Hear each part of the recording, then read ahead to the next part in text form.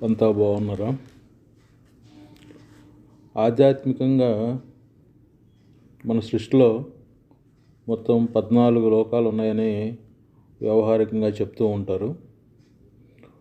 మన హిందువులు నమ్మే ఈ 14 లోకాలు ఏమిటి అనేవి తెలుసుకుందాం. వాటి పేర్లు: భూలోకం నుంచి పైకి ఉన్న 7 లోకాలని ఊర్ధ్వలోకాలు అని పిలుస్తారు.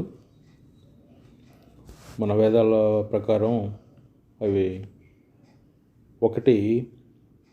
మొదటిది అన్నిటికంటే పైనున్నది సత్యలోకం. రెండవది సత్యలోకం కింద తపోలోకం అంటారు. దాని తర్వాత మూడోది జానర్లోకం, నాలుగోది మహర్లోకం, అలాగే దాని కింద స్వర్గలోకం, ఆరోది భువర్లోకం అని పిలుస్తారు. ఏడోది వచ్చేసి మనదే భూలోకం అన్నమాట. ఎనిమిది నుంచి మిగిలిన లోకాలని అధవలోకం అంటారు. ఇవి భూమి నుంచి కిందకు ఉంటాయి. ఇవి వచ్చి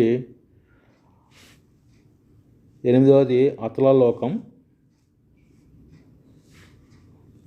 తొమ్మిదవది వితల లోకం, పదోది సుతల లోకం,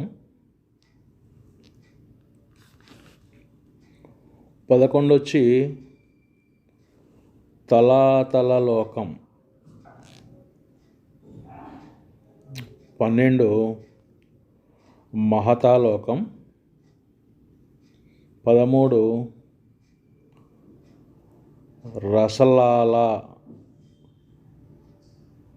లోకం, 14 పాతాళ లోకం. మనకి ఇందులో వాడుకలో జనరల్గా భూలోకం గురించి మనకు తెలిసిందే.